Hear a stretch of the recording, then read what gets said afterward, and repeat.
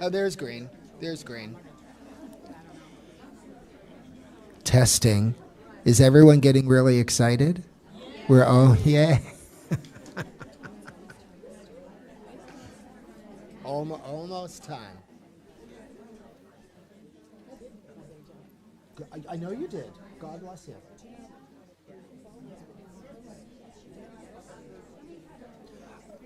Yes.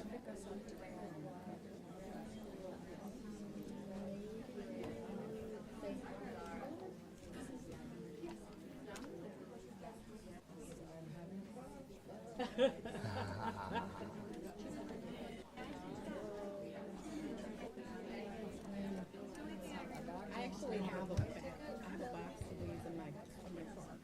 These,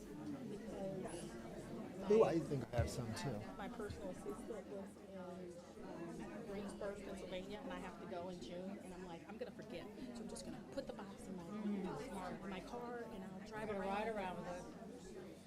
So when I had to go out to get my book, I was like, I have a book in the car.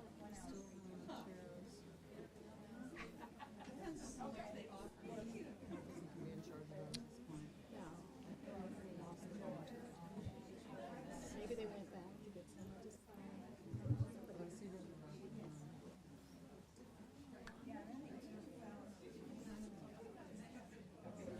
Guys, are there any empty chairs in between anyone? I can't really tell. It looks like we've got 3 folks standing in the back. If there's an empty chair near you, could you just wave them over? We're entertaining, but not entertaining enough to stand for an hour.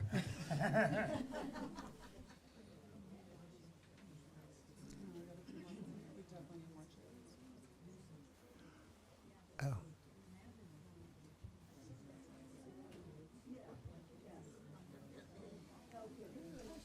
So, Michael, have you done this festival before? I have not. No, have I. Excellent. Excellent. I don't know, have you guys done this festival before? Yeah, Long time ago. Oh, okay. it's been a while. Yeah, it's my first time. So I'm a Virginia Virgin. I put the Virgin in the Virginia Book Festival. There you go. How's that?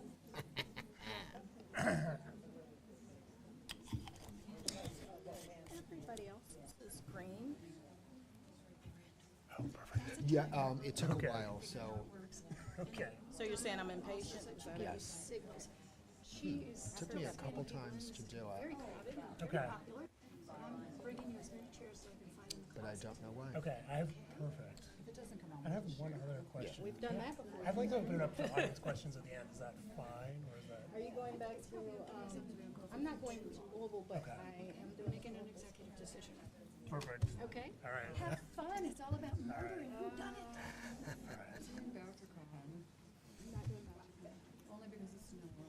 Do we have a tech person? Because hers has not come on yet. It's still red. That's a good question. Do we have a tech person in the house? Someone who could help with a microphone that doesn't want to go on? Woo! And clearly mine is working. Nobody wants to hear me anyway. Yeah, I can reach. We can just share. We can reach out. It's not green either. Well, I didn't turn that on. I think somebody's coming over. Excellent. Yes. Thank you. It's not me. She's You're just muted. There you go. This Oh, one. it's this one. It's the This other one's one. not working. Oh, there you go. Oh, it's just a tap. As Opposed to a press, a push. Oh, now they're very sensitive. All right. It is. So it's a. Is this on? Hello? Yeah. All right, perfect. So it's noon. Let's get started. I know everybody is eager to hear from these folks. So my name is Adam Meyer. I'm a crime writer and TV writer, and I'm excited to be here today hosting this panel on cozy crime, location, location, location. Oh, yes, thank you. Is this better? Okay. The Virginia Festival of the Book is a program of Virginia Humanities, a statewide organization whose mission is to connect people and ideas to explore the human experience. Most festival events are free, but not free to produce. So your support is very important. And if you'd like to support the festival, use one of the QR codes found in the back of your program. Speaking of support, a special thanks to the Virginia Festival of the Book's premier sponsors, Michelle and David Baldacci, who helped make this event possible. I'd also like to ask everyone to silence their cell phones and note emergency exits, which I assume are back there somewhere. Or a window. Yeah, exactly. Also, very important, at the end of the panel, a bookseller will be here selling copies of all of these authors' books. And so I know you want to support them and support the festival, so please consider going and getting a signed copy. Let's see. Finally, festival authors and speakers represent themselves, not the Virginia Humanities or the University of Virginia. So without further ado, I'd like to present our panel. Ellery Adams, Valerie Burns, and Michael Griffo.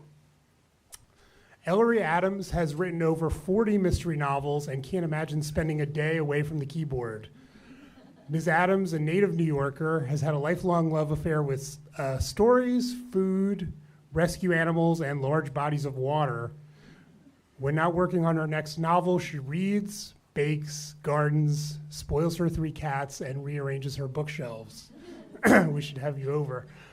She lives with her husband and 2 children, aka the Trolls, in Chapel Hill, North Carolina. Valerie Burns is a mystery writer whose novels and short stories have been finalists for the Agatha, Anthony, Edgar, and Next Generation Indie Book Awards.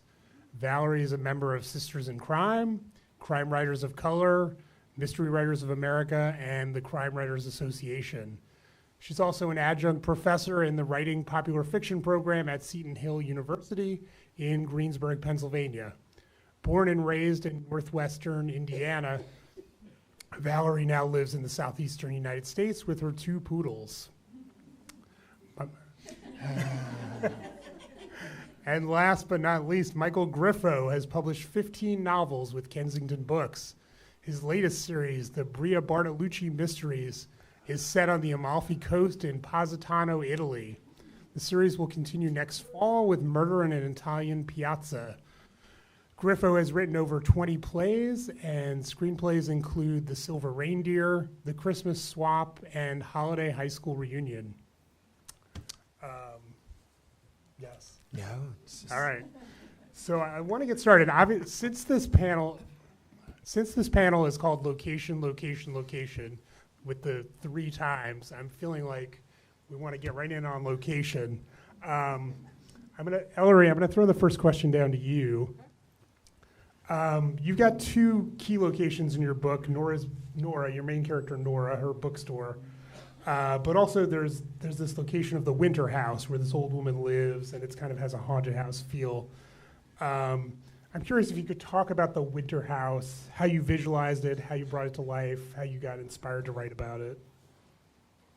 So if you could visualize, most of you will be familiar with the 2 houses I'm going to mention, but there's an old movie called Salem's Lot, based on a Stephen King novel. I don't know if you remember the Marston residence up on the hill. It was very gray, it was very shadowy, it was very ramshackle and disheveled, and you just knew something was wrong inside that house. And then if you think about houses that have been, I'm dating myself with all these older television shows, but this is what I was influenced by. You can't hear me? Okay. I'm trying to get loud without getting the feedback. So also Addams Family, right? Big, rickety, old house with lots of rooms. And what I liked about the interior of the Addams Family houses was the furniture. I come from a long line of antique collectors and peddlers, and so I'm very fond of antiques, any kind of furniture or things that are handcrafted. But as you know, if you don't take care of those things, they start to fall apart, especially the upholstered items. And I wanted to create this scary-looking house from the outside that at one time had really been the belle of the ball of the town. But you need a ton of money to keep one of those houses going, and Lucille Winter of the Winter House, the Winter family, ran out of that. So she's living in there very much like Miss Havisham, wearing the same clothes, things are cobwebbed, things are dirty. The house is a character, and I love to create books where the setting is its own character, and it sits with you for a while, and you can see it in your head. So that's the primary setting, other than the bookstore, which is not cobwebbed, I don't think. Thank you. So Valerie, I want to ask you about your book. A lot of the action in your novel takes place in Baby Cake's bakery. And I don't think I'm spoiling anything by saying that there's a dead body there, because apparently that has happened in previous novels as well. But to take a step back, why a bakery? I assume you're a big avid baker, is that right? It depends. When the planets are perfectly aligned and everything is right, then I love to eat. And so I do like baking. I don't necessarily like cooking, but I like baking. So my Baker Street Mystery Series is set in southwestern Michigan. And if you heard in my bio, I'm from northwest Indiana. So I am from a town called South Bend. It's right on the border. In fact, we call it Michiana. So Michigan, Indiana, Michiana. And I lived in southwest Michigan for many years. And so during the pandemic, I noticed that the baking shows that I used to watch on TV were not quite the same quality. So before the pandemic, you had these beautiful videography, creations. And during the pandemic, it was not quite like that. And that's because they didn't have those, we were all in our own homes, right? So you didn't have all of those professionals doing the pictures and the video. And I watched those during the pandemic, and they had a lot of outtakes that I got a kick out of, laughing about. And I thought to myself, wouldn't it be funny to have a baking show or a bakery where somebody didn't know how to cook? So that was actually my inspiration for my Baker Street Mystery. So my main character, Maddie Montgomery, is a social media influencer and fashionista who gets dumped during her live stream wedding and is looking for a place to hide out until, things die down. And she learns that she's inherited a bakery, a house, and a 250-pound English Mastiff from her great-aunt Octavia.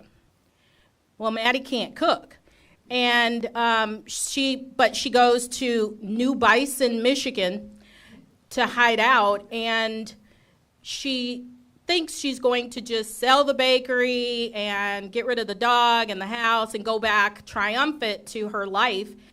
But Great Aunt Octavia's will says she has to run the bakery, live in the house, and keep the dog for a year. So Maddie is in New Bison, Michigan, running a bakery, and she doesn't know how to bake.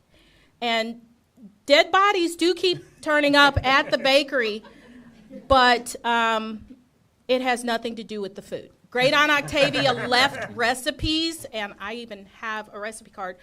And so she is learning to bake. She does seem to have a lot of problems with eggs. If you ever, Yeah. if you've read any of the other series, she has some egg mishaps. And the one in this book might possibly be based on a real event. I'm not saying. Well, that's happened to me also, what happens to her. So, Michael, I want to ask you, your novel is set in various locations around Positano. And for anybody who's read his work, you'll know he does an amazing job of making this place so three-dimensional. So my question for you is, how do you balance the need for all this local color with the story you want to tell? Is that a challenge? Do you have to scale back one or the other as you write? No, well, thank you, first of all.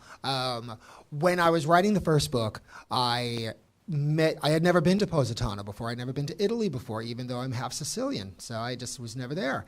And I was talking to a friend who had just come back, and I said, I don't understand what you're saying about Positano. So what do you do when you're unemployed? You go to Italy for 2 weeks, which is what I did. Kind of spontaneously, went by myself, and I booked a tour with Zia Lucy, who I talk about in the first book. Murder in an Italian Village is the first book. You can see there's a theme with the murder in the Italian something. So, it was just one of those... when they say write about what you know, they really mean that, not just thematically or emotionally, but also location-wise. I had written the first draft before I left, so I did it. You can go on YouTube and find these places, but you do not understand the smells. You don't understand the heat. You don't understand the temperature. You don't understand what it is like to walk up 400 steps. So I say to you, you should all go to the Amalfi Coast if you haven't, because it truly is the most beautiful place I've ever seen. But you will die on the steps. I'm not kidding. I literally got there really early. I stayed at a medium-sized place. So if you're lucky and if you can afford something on the beach like La Cyrenus or one of the hotels that I do talk about, and I will answer your question, I swear. It's great. It's very expensive. So I stayed in the middle in the Hotel Positano, 400 stairs. I get there, I put my stuff down, I go downstairs, I go to the beach, I have to get a limoncello spritz, I have to sit in the sun, I have to look around, then I walk upstairs. I got to like 10 steps. And I had to sit down. I was sweating. I couldn't breathe. A man said to me, "Are you all right?" And I said, "No, sir. I am not all right." And I think I'm in shape. No, it's totally different. It's like, it's above sea level. You can't breathe. It's bad. But they have a circular serpentine via Positano, which is the main street, which is the only real street there that you can actually walk up, But I wouldn't have known that they have these, 1970s style vehicles, three-wheeler things from the Army that they use to, get their food supplies in, and the bicyclists and the walkers and the people with baby carriages and the old men just fighting in the street. Just shut, blah, blah, and I don't speak Italian, so I don't know what they were saying, but then they hugged it out and they were fine. So to answer your question, the location for this series is vitally important because it does have to transport you there. The beauty of it is that when you are in Positano, you can take a ferry and go. You can go to Amalfi and Ravello and all of those other. It's so funny because it's green. It's green here, but not there. Tap it. Tap it out. So you can go to all of these places. You take a ferry. So I had to incorporate all of the locations logically into the character's background. So there's a reason for why they go to Ravello and go to these different places. And the locations of very specific things like the Blue Grotto, the Trail of the Gods, all of those things. And if you read all the books, you will find out what they mean. And I could go on forever, but I'm just going to stop there. So, exactly. They were probably doing that, shut up. You were getting Adrian Brody. Oh, well, he should have, but that's another story. All right. Well, actually, Michael, I appreciate you kind of led me into the next question, which is I want to ask about research. Now, so Ellery, you live in North Carolina. You're writing about North Carolina. I'm assuming research might just be going to the grocery store, but do you go out to specific places sometimes to get a feel for something? How does that work? My town is pretty much made up. For those of you who are familiar with North Carolina, it's kind of a combination of Hot Springs, North Carolina, and Biltmore Village before it became a chain store place. Before the Abercrombie and Fitch and Williams-Sonoma came, Biltmore Village was one of the most charming towns ever. Unfortunately, both of the towns that my books are based on were pretty much destroyed by the hurricane.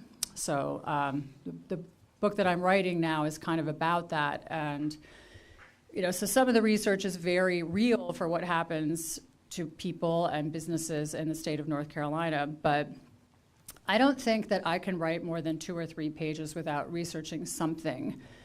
And in this case, so my book features a reclusive woman who is also a hoarder. So nobody knows what the inside of her house looks like because no one is allowed inside. Nora, who is my main character, Nora Pennington, she is a bookseller, and she owns the town's only independent bookstore, the only bookstore, and there's no library in their town. So without a library, the bookstore is definitely the heart of the town.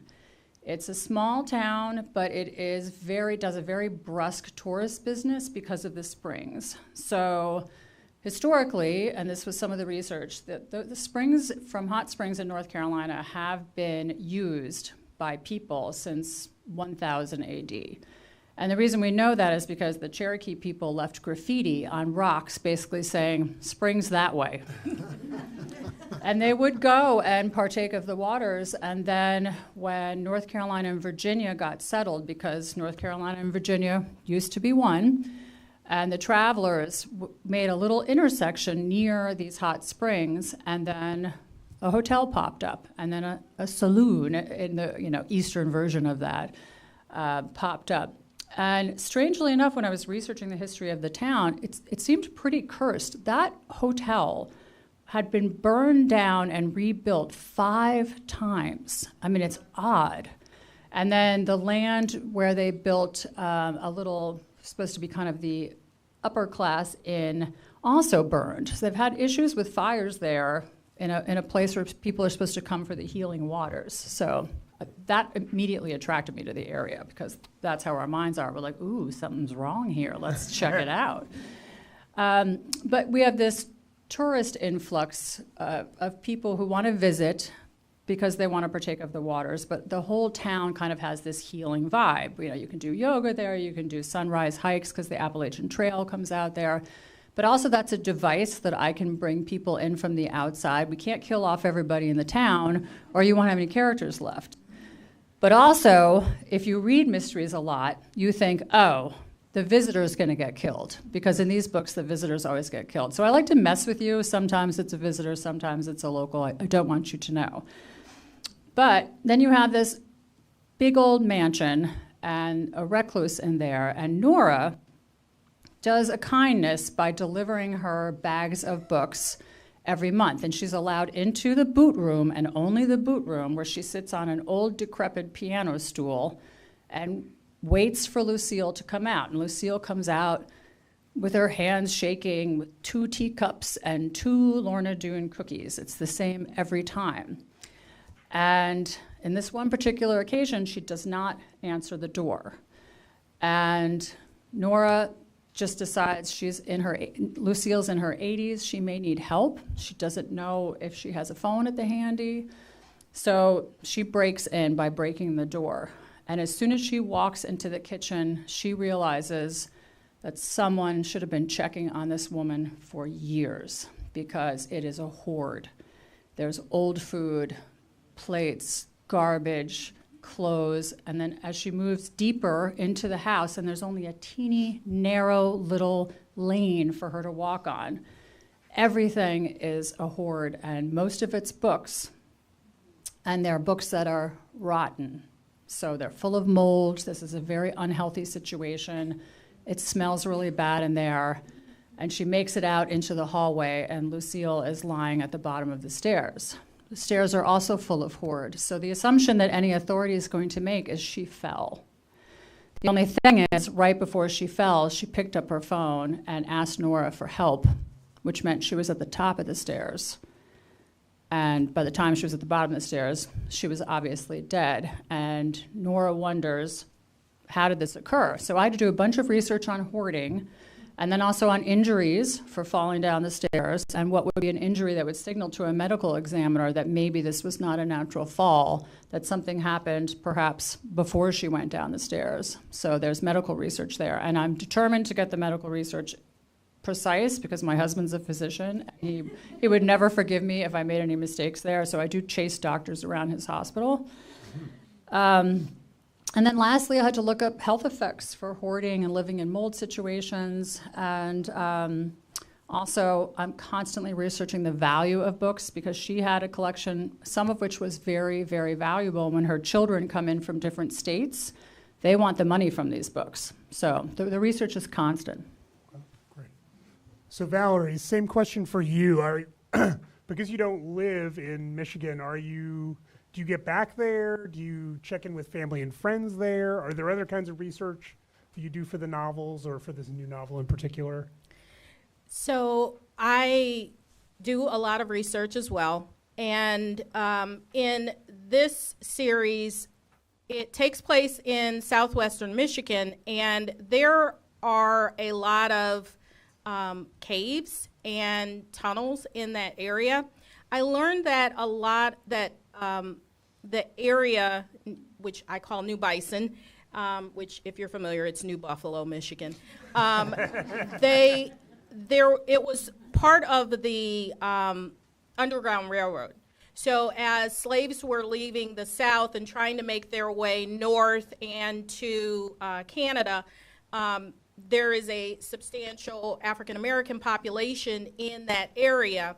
And I learned also that that area was used by bootleggers during Prohibition. So I incorporate that into this book. So I did quite a bit of research for that.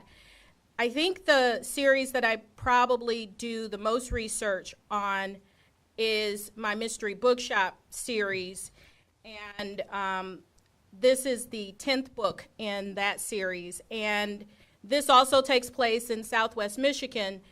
And the protagonist, Samantha Washington, she and her husband dreamed of quitting their day job and opening a mystery bookshop. And he dies, and she realizes life is too short not to pursue your dreams. So she sells her house, she quits her job, she opens the mystery bookshop, but she also had a dream of writing British historic cozy mysteries. So in each book in this series includes 2 mysteries. So you have the mystery that Sam is solving in contemporary time, but you also have the British historic cozy that she's writing that takes place right before World War II. And so I have to do a lot of research on World War II because Great Britain was involved in the war before the United States. And so a lot of internet research tends to focus on the United States, not necessarily on Great Britain. And then also, you know, and sometimes I get it wrong. People write me and tell me when I get it wrong. And thank you very much. But I try to get the research as accurate as possible. It's tremendous the amount of information you can find online. I can look up newspaper articles. I can see what the tides were like, you know, in, you know, September of, you know, 1939. And so that can be very, very helpful. It's also very easy to go down a rabbit hole and spend hours, maybe days, looking for things like how do you play cricket. And I interviewed people and who play cricket who can't explain how you play cricket. And so, you know, it's a two-edged sword sometimes, but yes, I do a lot of research, and all of my books, I love dogs, so they all have dogs. And while I do have poodles, I do not have a 250-pound English Mastiff. So I talk to people and research dogs. Great. So, Michael, you sort of alluded to this earlier, but in terms of going to Italy for 2 weeks and doing research, but I'm curious, as the series has been ongoing, do you get to go back a lot? Are you doing a lot of online research? Do you maybe have friends there now who can answer questions? How do you deal with the research piece? I should have a Patreon if you'd like to send me to Italy to do more research. Please. There's a QR code for everything. No, I unfortunately have not gone back, but I want to. Yeah, it's just like, my colleagues have both said, you have to do your research because everything is different. I am not a great cook. I learned over the COVID, the pandemic, when you follow the recipe, it doesn't turn out so bad, actually. Who knew? So I don't, even though in this series and my other series, which are Italian-American women living in a place in New Jersey, the Ferrara family series, Alberta, it's kind of like the Golden Girls meets Nancy Drew because it's 3 old Italian ladies and the granddaughter, and they solve mysteries. And it takes place in Tranquility, New Jersey, but they're very Italian and they cook a lot. But it was so funny because I can't bake, so I made Alberta a really terrible baker. So they would eat Entenmann's, which I totally stole from the Golden Girls because they had their cheesecake. So they would have an Entenmann's with a flavored vodka. So if they had a blueberry, Danish, they would have blueberry vodka. So I literally had to research how many types of vodka, flavored vodkas there are. And I did a taste test. Yeah, why not? I actually reached out to Entenmann's. I thought, let's partner, for God's sakes. Never even got an email back. I'm like, come on, I'm giving you something. They didn't bite. But there is a finite number of flavored vodkas. Who knew? So I made up some of my own. So with the research, there are some very specific things about Positano. There is no hospital on Positano. It's only the Red Cross. If you have a heart attack or a stroke or if you're being murdered, they have to take you to either Naples or Amalfi for a hospital and for the morgue. So for those of you who want to retire, they're duly noted. Steps and no hospital. But you're in Positano, so it's better dying there than, most other places. I think I get too close to this thing and it automatically shuts off. So there's another very, very interesting little tidbit that I found out. If you are part of the Positano police force, you cannot marry someone who is a local, born and raised Positanese. So Bria Bartolucci, who is the 32-year-old widow and the protagonist of the series, she is not local. So she was born in Rome. So she can hook up with anybody that she wants. But there's a possibility that she might, have a romance with the chief of police, Luca Vivaldi, who is the brother of her best friend Rosalie. It's a soap opera, is what it is. And that is how I wrap my head around. I don't know if everybody else does, but, it truly is a soap opera because it is the same location. So you're always in wherever you are, North Carolina or New Bison, which I love that name, or, Positano or Tranquility, New Jersey, which is a real place. And I did not do any research because I am geographically screwed up. And every time I tried to go to Tranquility, because there's a little sign that big with an arrow, I couldn't find it. One day I'm antiquing and I decide I'm finding this place if it kills me. And I did. And it very much looked like what I created. There's a lakeside community with little, Tranquility post office, Tranquility 5 and 10. Everything was Tranquility something. The 5 and 10 was for sale, and the guy wanted to sell it to me. He thought I was interested in buying it. And I said, no, I'm just writing about it, and someone's going to die. So research is very important. I have gone down rabbit holes on certain things when I want to bring in the Italian element, if I want to reference, because they are, the weird thing is, it's written in English, of course, but they are naturally, they're native Italian-speaking people. So their references, their actors, their politicians, their sports, heroes are Italian. So I need to find out who those people are and then make sure that an American audience is going to understand who they are and who the equivalent would be and that kind of stuff. And don't even start me on the language. Google Translate is my friend, as is my copy editor, who clearly corrects me almost 100% of the time I get it wrong. That's great.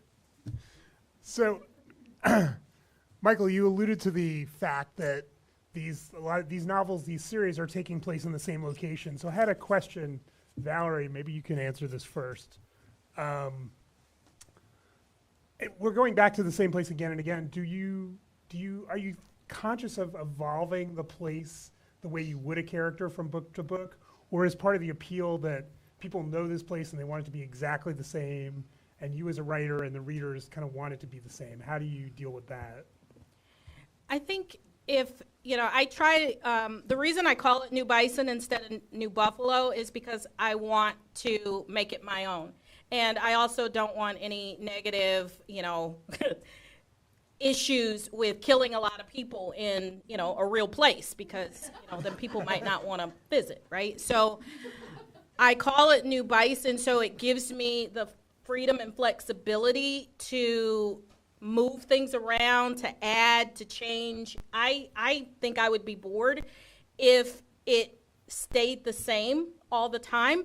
But some of the charm and the reasons that people come back to Cozy Mysteries is they like that setting. They like those people. They like, they want to go back and visit those places again. So I try to maintain, the house that Maddie stays in. It's going to stay the same. The bakery, I burned it down in one of my books, but it's the same location, and she just made it better, right? So right. I let it evolve somewhat. So that's how I do it.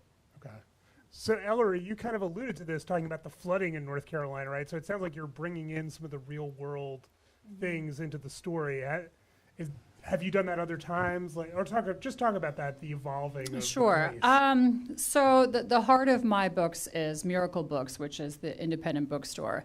And I am not going to mess with that place. First of all, because readers would kill me. I mean, I've already been told pretty directly, don't you ever kill Sheldon, because we know you live in Chapel Hill, we're going to find you.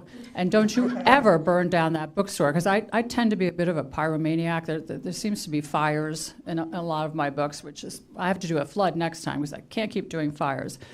But Nora lives in a converted caboose behind the bookstore. It's a tiny home. This is something you can do. You can buy an unused train car that's been retired, and you can have it converted into a tiny home. And it's very inexpensive for taxes and other reasons, and she's by herself.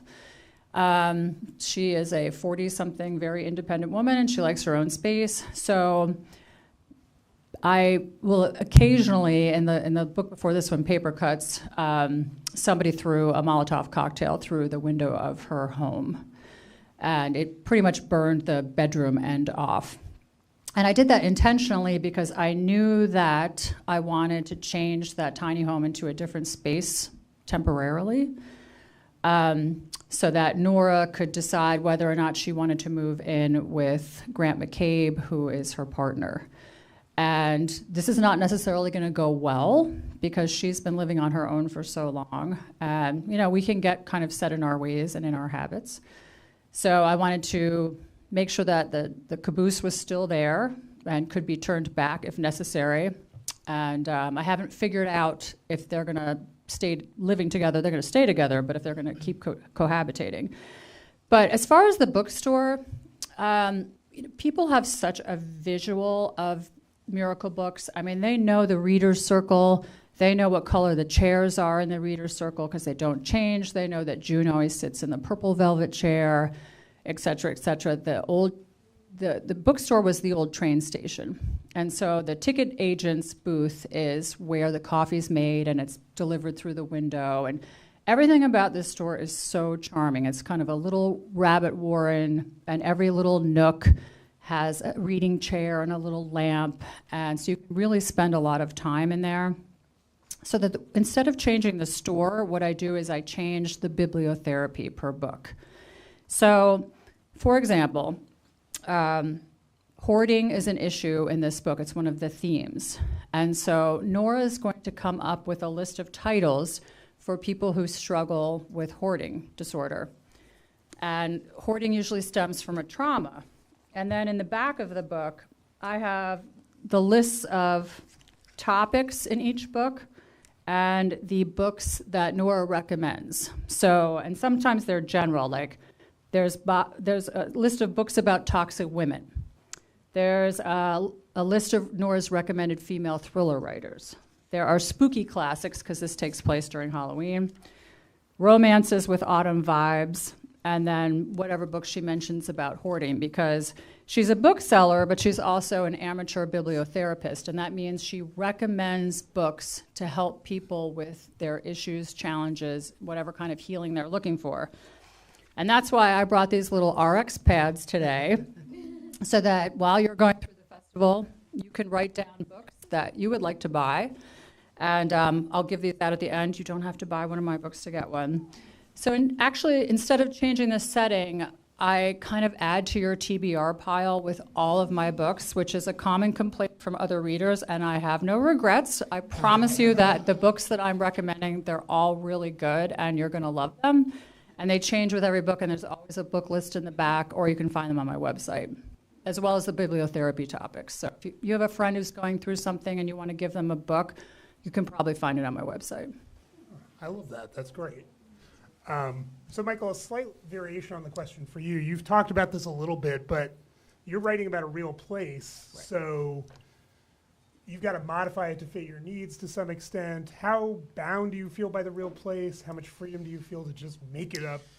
Talk about that. I would love to just be able to make it up, but I am bound by my ethical responsibilities to make, Positano and the Amalfi Coast represented honestly, considering I'm killing off many of their folks.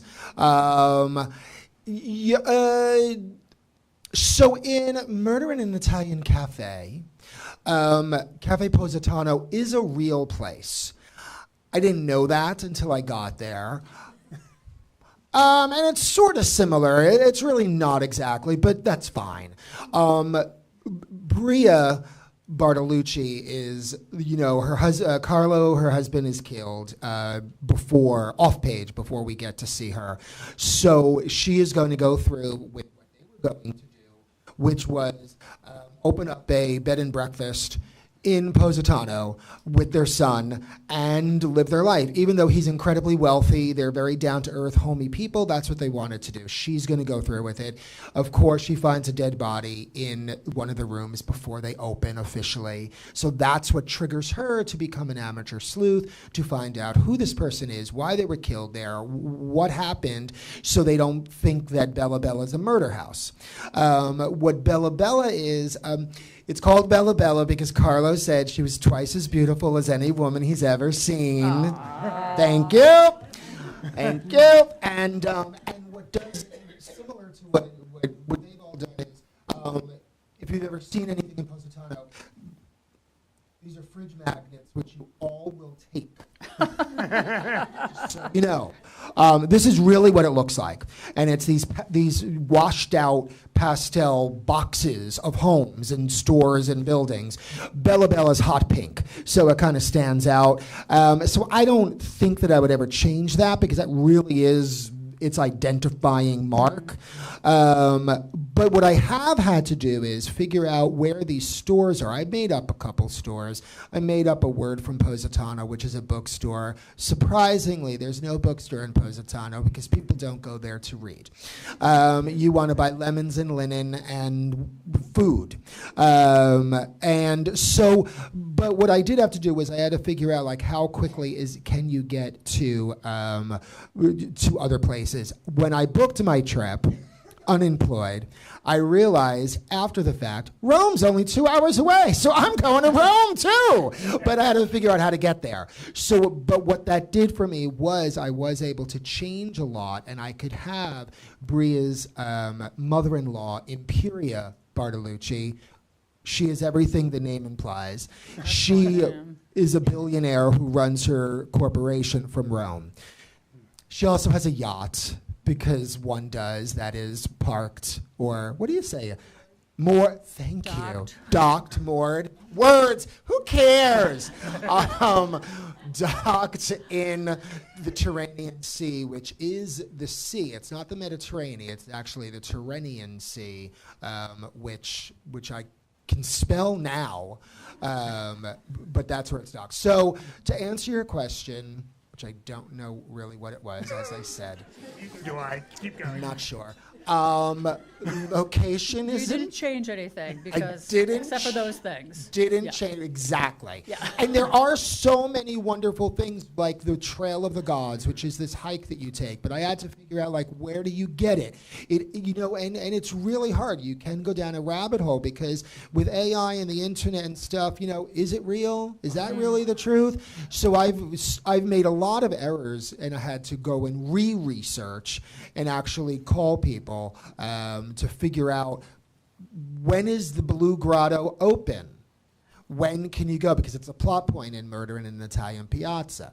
And then like the different types of foods. Like I said, I'm not the best. So how do you make these things? What's the most popular? And everything is spelled 1,000 different ways. And then God forbid it's a plural. So I don't know. And blah, blah, blah. That's Thanks. So I want to leave a little time to open it up to questions from you all. So let me ask one last question of everybody. It occurs to me that the places are really important, but part of the way the places come out in these novels is through the supporting cast, who are very vivid.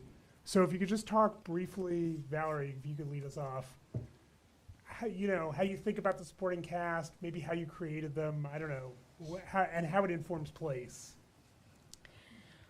Well, I think that the supporting cast is, I think it plays an important role in all of my books and a lot of the mysteries that I love.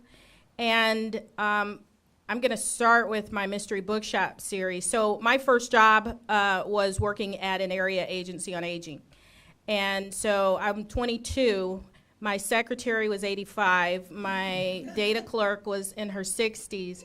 And I would go around and I planned the services for seniors in that area of Michigan. And so I would go to senior centers and I would meet with people. The office manager was this woman who was, she would come to work in fishnet pantyhose, and they taught me how to play the numbers. They took me to the casino. The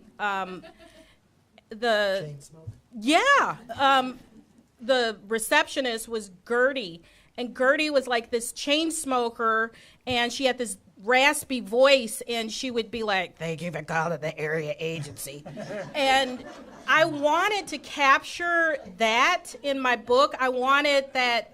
I didn't want a book about seniors trying to get by with a walker and in a wheelchair. These were vibrant people who, lived life. They did not care what you thought about the black fishnet pantyhose, because this is what she wanted to wear and she's going to wear it. And so those were the people that I wanted to include with, I wanted to, just memorialize or just have them working with Samantha to solve mysteries, because they were so interesting. And I created, I hope, similar characters with my Baker Street. But usually I don't use real people. I kill real people, right? So that didn't come out right. So I retired from my job last year, and my coworkers knew that if they ticked me off, I killed them in my books. So I would deliberately use real people for my victims, and I changed the names, but I left the initials so they would know that I was killing them. And but for everybody else, they're kind of a conglomeration of lots of different people that I know kind of meshed together. And so the supporting cast, I think, play a big role in helping Samantha come out of, you know, being a widow and moving into her life as a bookseller and being open to love again. And then in my Baker Street, the supporting characters help Maddie to not be this, you know, obnoxious fashionista, influencer person, and to embrace normalcy, you know, normal life, and just who she becomes as she grows over the course of the series.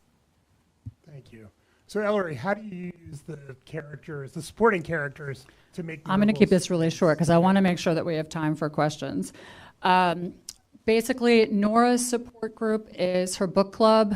I wanted to have a book club group because I wanted to have any excuse to talk about more books. Inside my books, mine are biblio-mysteries. They are all book-themed. And with the book club, I had a reason for them to meet and discuss books, but also they're very close. They were brought together because of a murder in book one, which was Secret Book and Scone Society. And Nora can't do this investigation without them. They each have their own gift, as all of our friends have their own personalities and their own gifts. And this allowed me to have a diverse cast of characters as well. So I'm going to weave this in here because I didn't have time to mention it earlier. But the title of my book is The Little Lost Library, because somewhere in Lucille's hoard is a very, very valuable, over $150,000 worth of little books, miniature books, this size. So imagine an old crumbling house full of hoard, and somewhere in there is a collection of tiny books that could fit inside of a shoebox, basically, worth over $150,000. And the way that Nora has to solve this mystery is she was left a children's book by Lucille called The Little Lost Library, which is filled with rhymes. And Lucille's father wrote it for her. He had his own printing press. He printed it for her and her sister, and her mother did the engravings. There's only one copy, and it's little nursery rhymes, and every location, bless you, where one of the clues is hidden is in a secret nook in some place in this house. So she has to get her friends involved to help her look for these things because she doesn't really have a legal right to be searching through the home. She's been invited in to help appraise the book collection.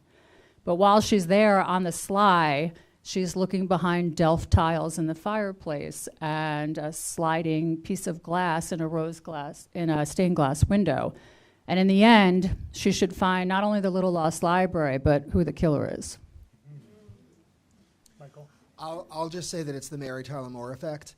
So Mary Tyler Moore, the reason it was so successful is because she was normal. Everybody else was crazy around her. And that's exactly what every cozy mystery pretty much does, because you have to be, the main character, the protagonist, has to be accessible. You have to relate to that person. They can't be too crazy. I mean, they could, but by and large, if they're going to sustain a book series out of, you know, the one character, they need to be. So Bria Bartolucci and Alberta Ferrara, they're pretty normal in both my series. It's the Rosalie Vivaldi is basically Ethel, and she's Rhoda Morgenstern. So, and I, in fact, have her wear headscarves and maxi vests, that sort of thing, which everyone should. Everyone should. But those are the characters that do some crazy things. The cast of characters, also the supporting cast, have to help the amateur detective. They have to supply information. They have to be able to lead them to. So her, Bria's, her sister's boyfriend, Fabrice Bellagrazzo, which literally means pretty boy, because he is the most beautiful man anyone has ever seen, and that's sort of a fun point. He's a pilot, and Lorenza's a stewardess, her sister, so they can bring in information from outside, from the outside world. They can tie those things together. The bookstore owner, the flower, Enrico, who has the flower store, they all give little bits and pieces. And Alberta, in the Ferrara Family Mystery Series, has a sister who's a retired nun, and she brings with all of that. And there's a priest, so because they're Italian, so there's some religion. But they all bring something, because you have to have that cast in every book. They have to be worth their while. They have to make it themselves important enough to be in the story. Great. So I do want to open it up to questions. We don't have too much time, but if anybody, yes, they're in the back.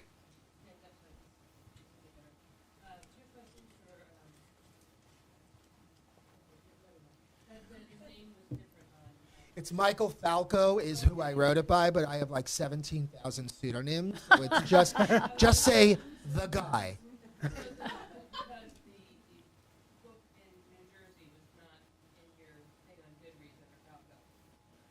Because that's J.D. Griffo.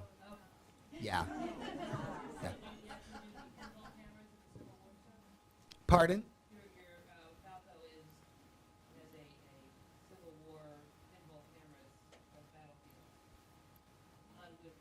Oh, excellent. Not me. Not me. Not me.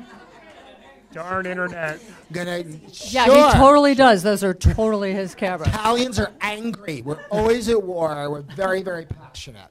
So yes, so the Ferrara Family Mystery Series is written under J.D. Griffo because they told me that women don't read books by men. That's what I was told. So I said, yeah, that's stupid, but whatever.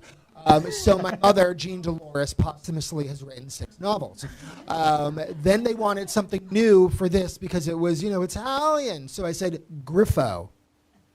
That's not Italian? No, clearly not enough. So I did Michael Falco because who's the writer her last name starts with an F, who writes the cookie things? Fluke? Yeah, I wanted to be close to her. It's like, all right, well, buy my books. And I also write under Michael Salvatore and Michael Griffo. Wow. Well, you got to put all those people That's impressive. together, man. Any other I try. questions out there? Yes. Hi. I teach 83 13-year-olds every day, and a lot of God them are bless. aspiring writers. Crime is not my genre. I'm kind of a big baby, but I have a lot of 13-year-olds who are interested in writing crime books and murders. So it doesn't matter who answers. I would just love a piece of advice, like one thing you would tell them. What would you do as an aspiring crime writer? Great question. Thank you. Does anybody? I used to teach 6th graders, so kind of know your age group. They're great until spring break, right? And then they turn into something else. I don't know what happens to them after spring break. But the way I used to teach mystery writing to my kids was that I'd have them do something very short and then kind of work backwards, right? So what do you want your crime to be? Figure out who did it and then work backwards. So figure out, and these are going to be short pieces, so they don't have a lot of room. And so for them, it's probably easier to start them on a locked room mystery. You're going to have a certain amount of people. They're all in the same place, an island, a room, a classroom, the school. They've been locked in for a church sleepover, whatever. And then there's the crime, and then you have to figure out who did it. So keep it really short, like 2 to 3 pages, have it locked room, and have them think about what the answer is first, and then disguise it going backwards. I think too, I look at cozy mysteries as being, they're generally clean mysteries. So, that age group probably can read a cozy. And to me, the key is the puzzle. It's a puzzle, right? So somebody did it, you got to figure out who done it, right? So you're leaving some clues to try and help figure out who done it, and maybe then add some false clues to try and throw people off. Yeah, teach them about red herrings. Yeah. They might roll their eyes, but have them read Hardy Boys and Nancy Drew because they're written before cell phones and anything modern. So they're going to be forced to have to write a story, which is great in a closed room. That's very, very smart, without the help of other stuff. So they really have to get to the core of who did it, how did they do it, with the least help possible. Any other? We probably have time for one more if anybody has a question. Come on. Yes. I have a friend who is Italian, loves to go to Italy. Her favorite area is the area you're writing about. Do you need to start at the first book that you wrote, or are they all standalones and it won't matter? If I were to buy her, one of the books and say, you're going to love this. all cozy mysteries are standalones, or they're, I think by nature they're supposed to be. But I think every author will tell you you have to. Every cozy mystery is a standalone, the way it's written, because you don't really want to. You want to be able to dive in anytime you want. But any author will tell you you should start with the first, because the first gives you the whole backstory with all of the detail that's alluded to in the third, fourth, fifth book. So yes, you need to purchase Murder in an Italian Village, and you can have this to remind you of doing that. And at the same time, you should purchase Murder in an Italian Cafe. And if you really like your friend, you should get Murder on Memory Lake, which is also about Italian Americans as well. So give it the full Italian experience. But I'm going to tell you that you can get any book in our series without having to start in the first one, and we will give you the backstory you need without boring you. So my first one isn't here. Don't let that stop you. You will know what you need to know. Don't let him talk you out of not buying my recent one.